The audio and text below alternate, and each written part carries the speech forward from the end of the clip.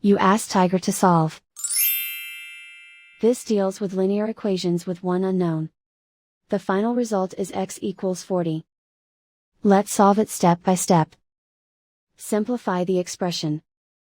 Group the coefficients. Find the lowest common denominator. Multiply the denominators.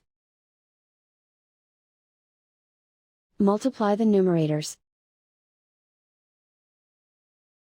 Combine the fractions. Combine the numerators. Isolate the g. Multiply both sides by inverse fraction 10/3.